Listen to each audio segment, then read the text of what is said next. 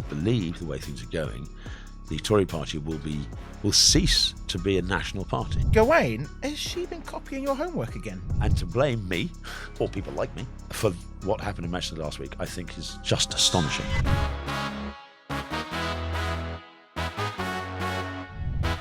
Hello, I'm JJ Anisiobi and welcome to the Daily Expresso. Today I'm joined by special guest and Reform UK board member, Gawain Towler. Towler? Correct. Oh, I got it. I got it. Yeah, it's Fantastic. Easy. It's easy. Gawain, how are you? I'm fine, mostly. You're looking dandy. You look fantastic, as always. You look rather good. But how slightly are your broken. ribs? Slightly broken. Yes. Why are your ribs broken? Because I happen to come off a line bike. They're a dangerous Sadiq thing. Khan's fault, I presume. I doubt it. I think entirely my own in that bottle of wine. Well, I'm glad you made it here kind of in one piece, Indeed. at least. But yes, if I wince, it's merely the pain. It's not what you're saying. It's not me. That's what they all say. Right, it is party conference season, and right now it's Kemi Badenoch's turn to tell the country about her plans. The Tory conference is happening in Manchester, and the leader of the opposition is currently on the offensive, making several promises that are making their offering at the next election sound a lot more like reform. Over the last few days, Kemi has spoken about major welfare cuts, mass deportations, and plans to shred our participation in the ECHR. So far, her pledge to deport 150,000 illegal migrants a year with new Trump-style immigration squads is the headline news. Gawain, has she been copying your homework again? It looks like it. And it's not just that, it's also the net zero stuff. She wants to scrap net It's zero, across yeah? the board. Everything you say was like it's a pound shop Farage, and I suppose it's flattery, but it's clear after the Labour conference that and in fact the Lib Dems and in fact the Greens, everybody's talking about Farage, not talking about themselves, and in this here they're sort of not talking about us, which I think is wise on their part, but at the same time they are mimicking us. And so, therefore, all the commentators are saying what you've just said. Surely this is just Faragism with a slightly darker blue. Yeah. And yeah, it is. But the point is that they've gone away and cogitated for a year and a half, and they've come up with a whole series of policies that are basically ours, which, of course, they won't be able to get through their own parliamentary party. You've heard people already. You heard Heseltine rumbling on in the Observer yesterday. You've heard a number of senior figures. This idea that you cannot stand as a candidate unless you pledge fealty to Kemi's policies does seem quite strong in the sense, and it's also deeply, weirdly illiberal in that traditional sense. Yeah. There was one year that I actually wrote the UKIP manifesto. I didn't agree with it all. And the idea that you have to pledge fealty to what is written down before you stand, I think is extremely limiting. I think it's dangerous. Is that not the case with Nigel Farage, though? People have disagreed with him and they've left the party. No, they haven't left the party over policy disagreements. It's normally personality disagreements. Okay. But that's just the way it goes. So it wasn't a matter of policy particularly. Look, we'll turf somebody out if they're racist. We'll turf somebody else if they're a homophobe. We'll turf somebody out on those levels, yes. And I suppose you could call that policy. I suppose Ben Habib, for example, I think he wanted you guys to be stronger on immigration, to go even further than Nigel was willing to. But that wasn't why he ceased to be the deputy leader, because he didn't get elected to Parliament. That's why he was sacked. And then he removed himself. Post that, he was talking about democratisation of the party, and it wasn't happening. Well, it didn't happen on his watch, and it has happened since. Yeah. So it's one of those things. But it wasn't a policy-based thing. This idea of demanding fealty to policies is... I don't think anybody's ever going to say, I want to stand for reform, if they don't agree with our major policies. Yeah. I just don't see it. You wake up in the morning and think, yeah, I really like mass migration, but I'm going to stand for reform. I can't see that being a thing. Yeah. But this sort of pre-announcement of you must support this, there's something, dare I say, something un-English about it. It doesn't feel anything of our political history. It doesn't work like that. Okay. And you don't have the creative tension that disagreement on policy brings. You don't get the improvement in policy if you have to all say yes. You need some people to say no in order to make sure that it's stress tested, and things of that sort. So I think this is an odd approach. But I think it's just done out of panic. She said, as I said, she's gone away and said, let me think for a while.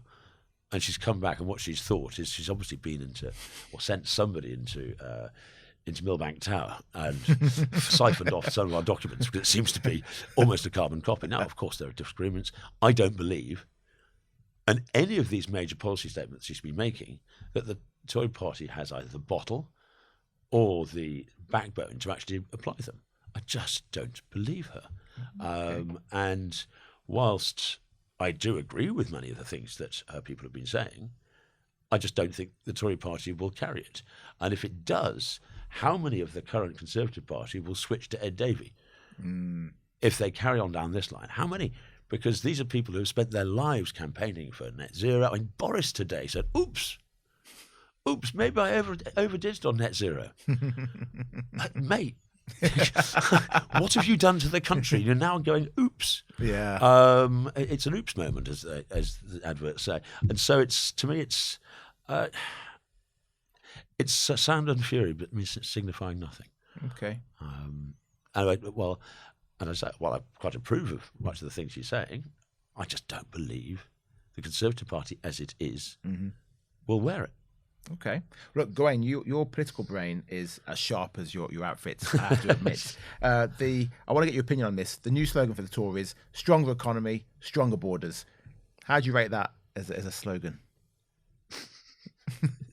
It's like stronger mints. It's like polo.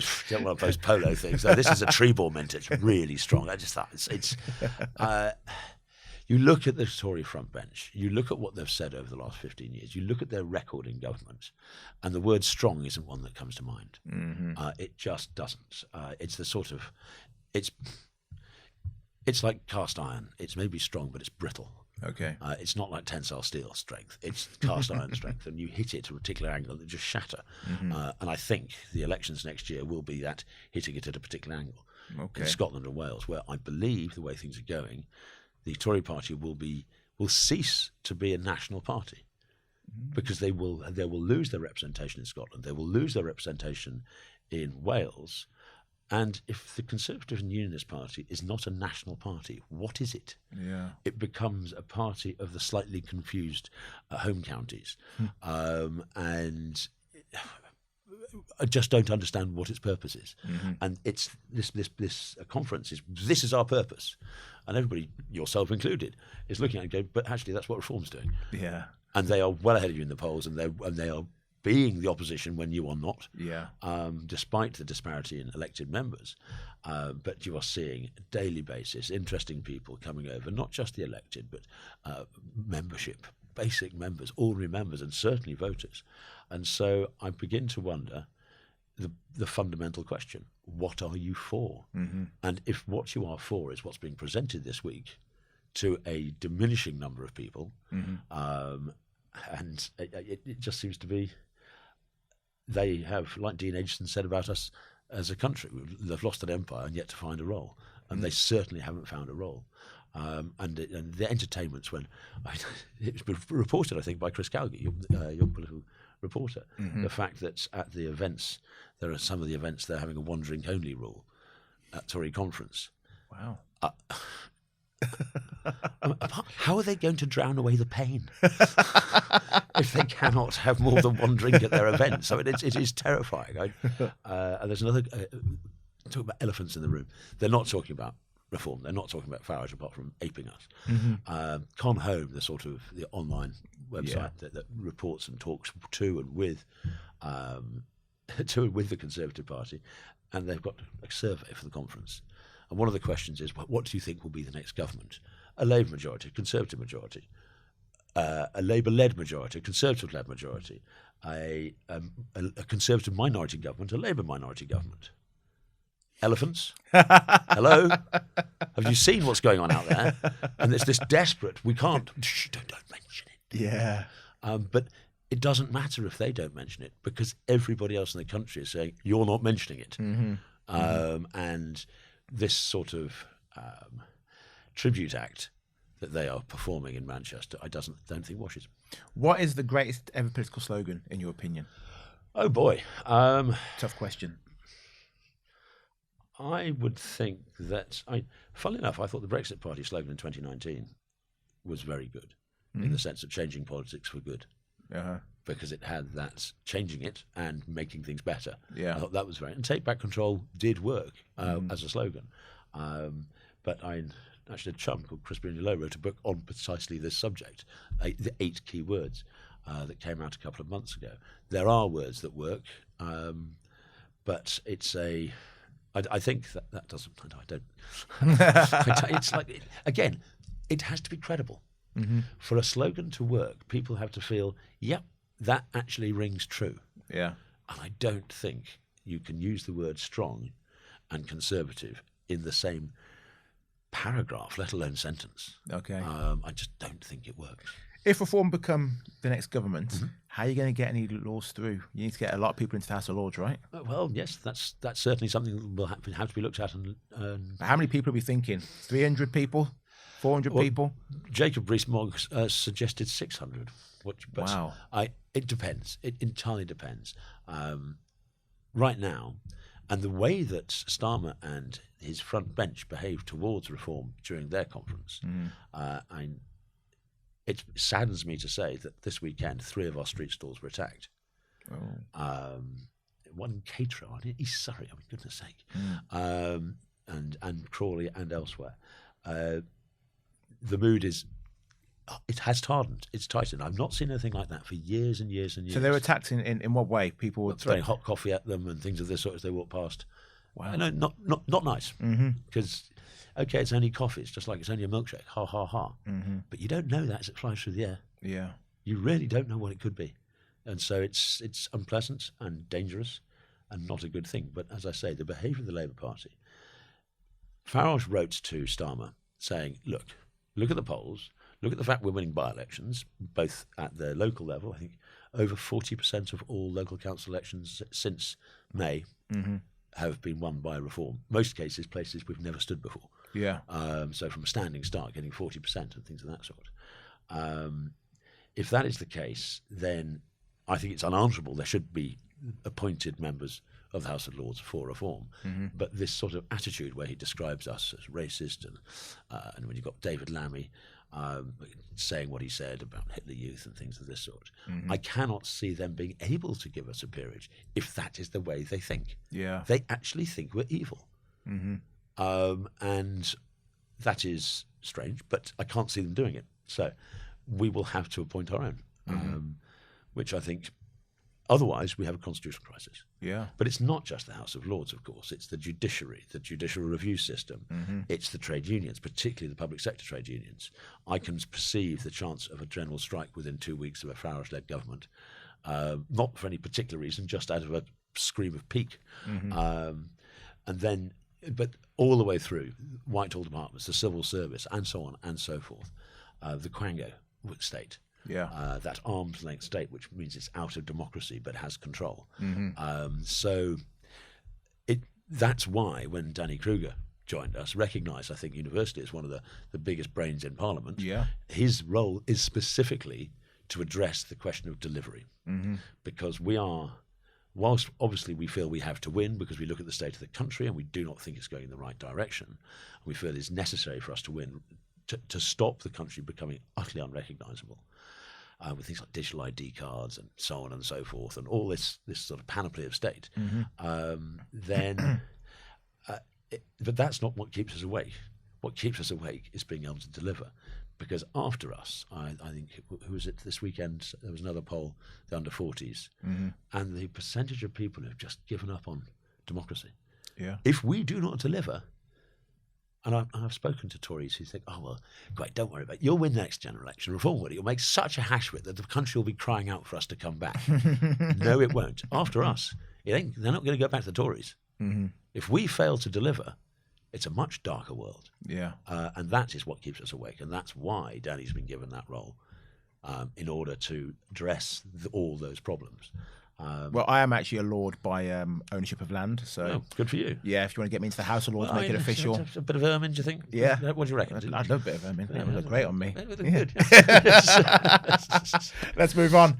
Mel Stride has promised to take a chainsaw to Britain's spiralling welfare bill as part of a £47 billion Tory savings drive.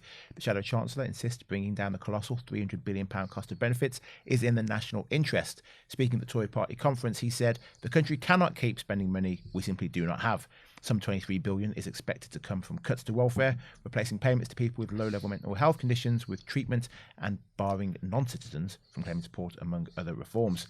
Nigel Farage has also promised to cut benefits if Reform UK enters government. So Mel has committed his party to reversing any change to the two-child benefit cap, widely expected to be in line for abolition at next month's budget. Again, this sounds very similar to Reform. It doesn't it just? It does sound very similar. Well, Yeah. what can I say? I mean, thanks, Mel. And Is 47 billion enough? I suspect it isn't. It's going to be very, very hard indeed. But I do think that as we get closer to the election and the financial mishandling and mismanagement of this government, the fact that we'll keep on spending increases and tax increases, there will come a reckoning, and there has to come a reckoning. And he's right to say that you can't continue spending more than you've got. If you're getting 100 quid and you're spending 125 quid every year, people very soon stop lending you money. Yeah. And when you've got people like Andy Burnham saying the bond market doesn't matter, oh boy, Yeah. that's and they accuse us of being odd, and that's truly off the wall. So with their national debt and deficit, and if gilts and bonds are going in the wrong direction, we are facing a serious financial crisis. And people are already talking about the IMF concept, and this hasn't been since the 70s. Yeah. We've not been in this state, and worse now than then because of the level of debt. So he's right, but I don't think the Conservative Party, this one or any possible future Conservative Party, after all, you've got to remember, they're the pool in which they fish for candidates and all the rest of it has been reducing rapidly over the last few years. I mean, it's now, we've got 250,000 members, they've got less than 100,000. Yeah. So to get the quality of people that you need with the sufficient backbone into positions, I think they're on a fool's mission. Because the people, they'll be saying, right, if they were to get elected, look at their current crop. Those are the people who are going to be ministers. Now, there's a few good ones. Yeah. There are. I'm not going to pretend there isn't. But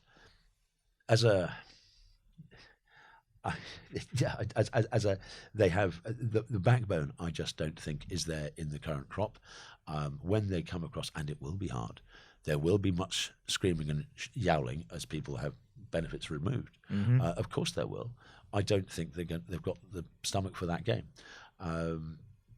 But as I said, I think the country, just as the Overton window of what is acceptable in politics has been moving on immigration without a shadow of doubt, I think as the next few years of increased costs, be it on energy, be it just tax, be it on business, be it on employment, the NIC increases, and all the rest of this, I think the country will accept in its voting that massive change has to take place. And whilst there will be pain and whilst there will be upset, I think that we're going to break if we don't do this aspect will overcome that. A classic case in point was when do you remember during COVID there was the 20 quid a week uplift, and it was very much a limited temporary uplift. It was said so very clearly at the time. So COVID ends and the government tries to remove it, and they're great screaming, because as soon as you get something, you think you're entitled to it, even if it's just a temporary thing.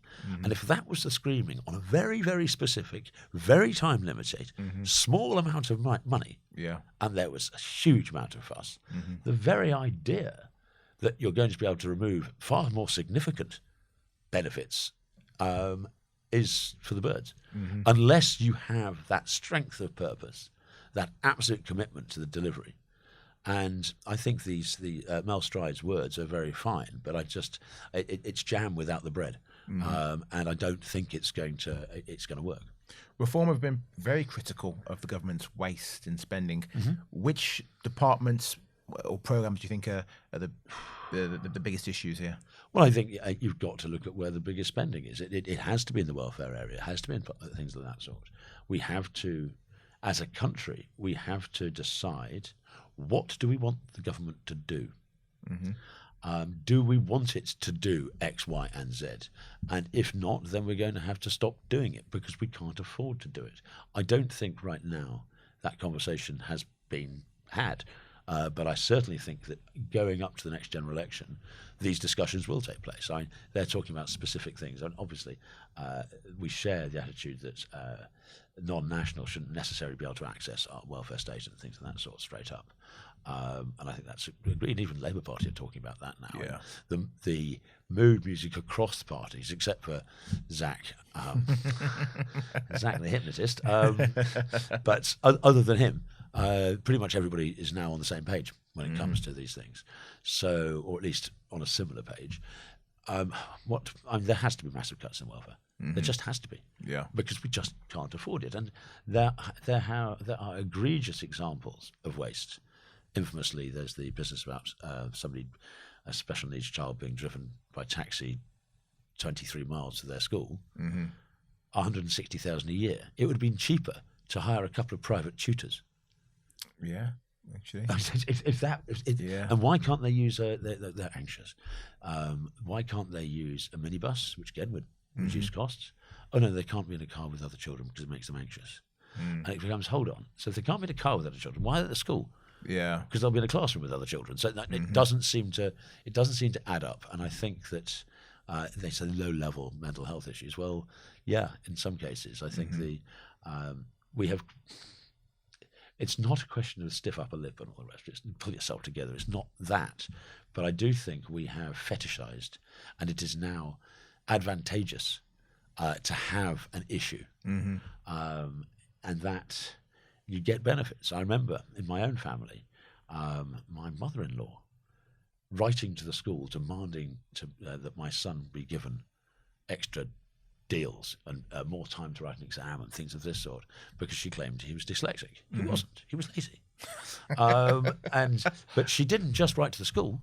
When the school said no, that's not the case, she wrote to the local health, education department. And when they said no, that's not the case, she escalated up to the minister. Wow. And it's like, hold on. No. But because she saw that if he was classified as dyslexic, he would get practical advantages at school. Okay. And I think that this is a real problem in society, that we see the opportunity for practical advantage by gaming the system. That was your own mother-in-law? My own mother-in-law. Is she a Green Party supporter or what? No, I don't know. don't know what her politics is, but it was just an example from my own experience of how people try to game the system. And it wasn't even her system to game. I mean, it was like, what?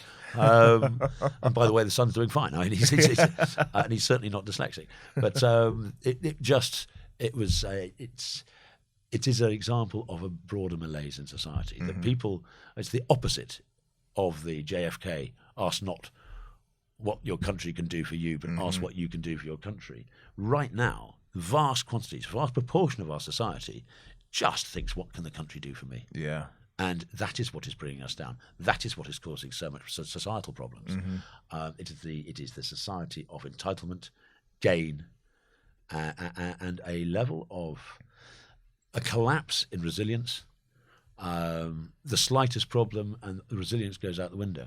Well, for a society to be solid and resolute, it needs the individuals within it to have greater resilience. And we are removing the slightest problem, and we wrap ourselves in cotton wool as individuals. And if we do that as individuals, we do that as society. And the world is not a friendly place. It is not there's this weird idea that the world is, everything's great and cuddly. It isn't. It just isn't.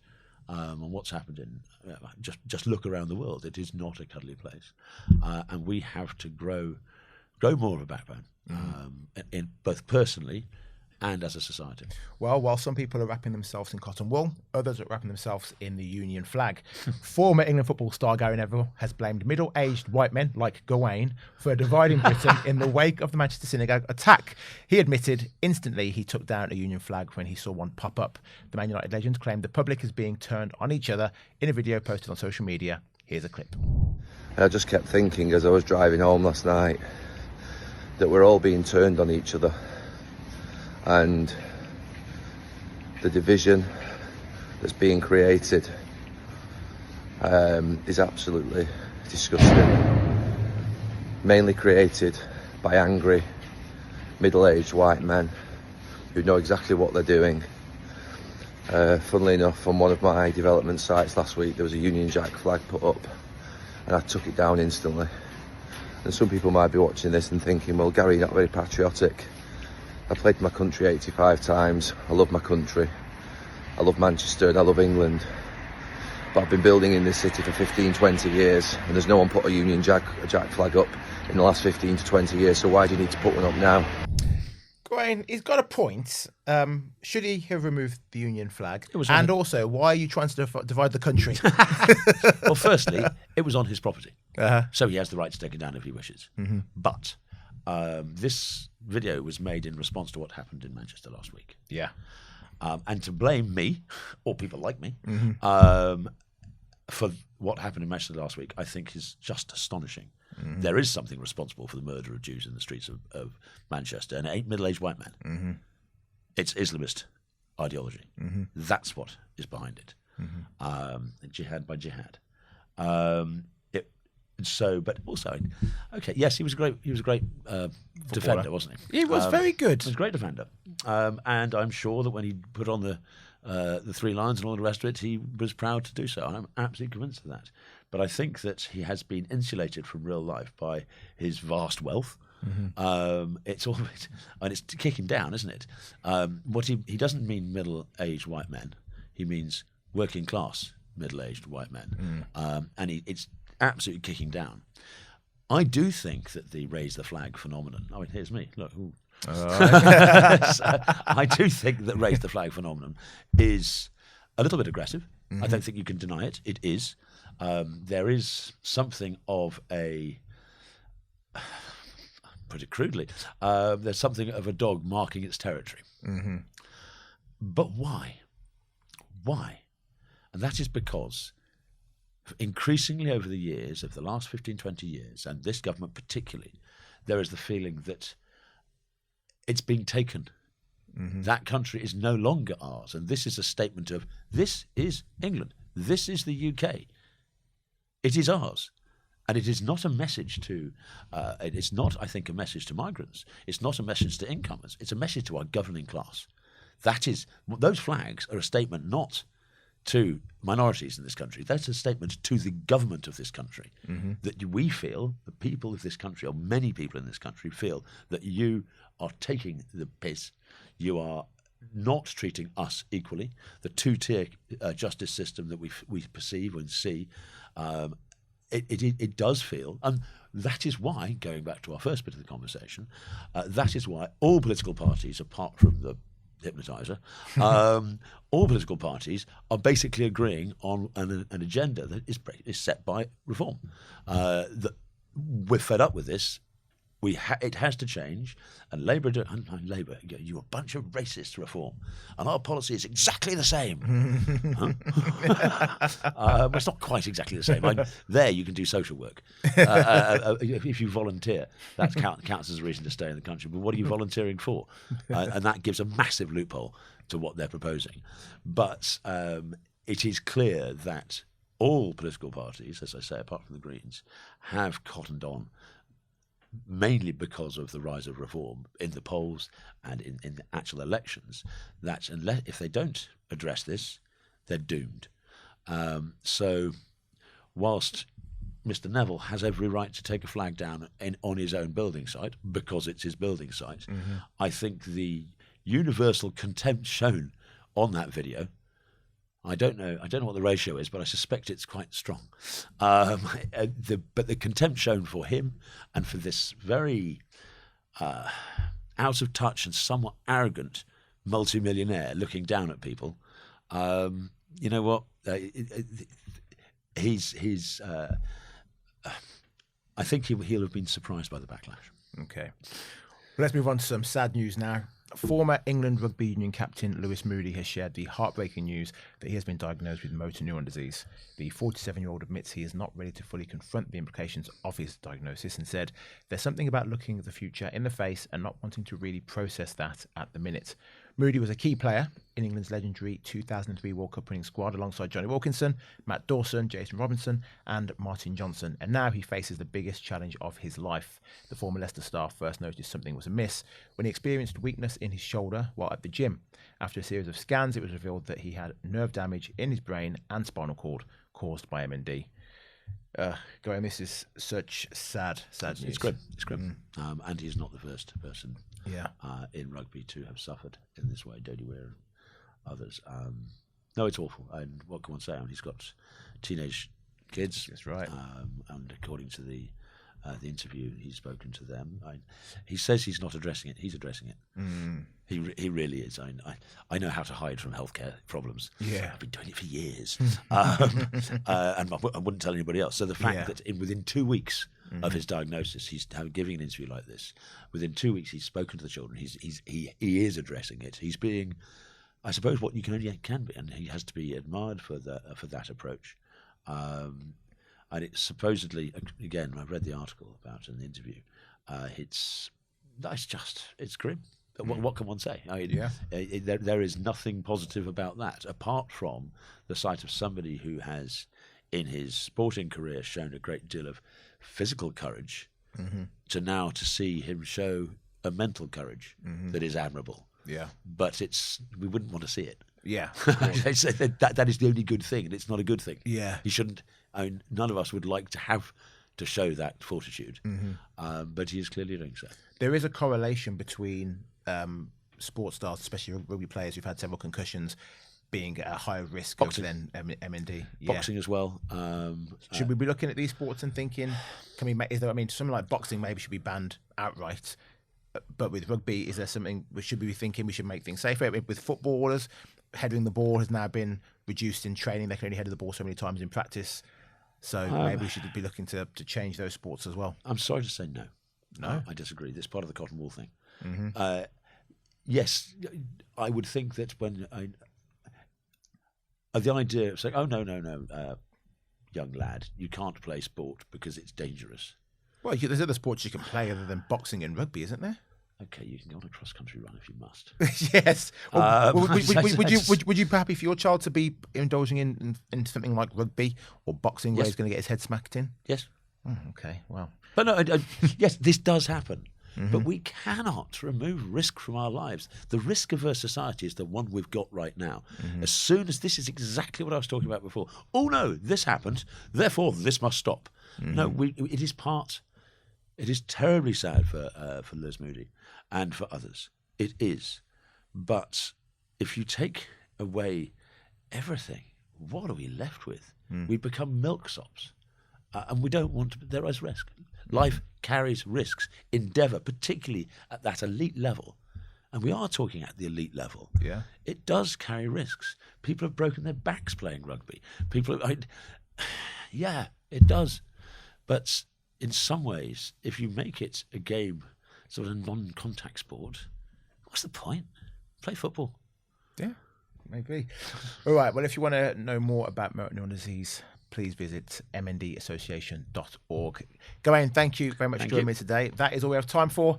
The caffeine has fully worn off. Thank you for watching the Daily Expresso. Join us again tomorrow at the same time. Bye-bye.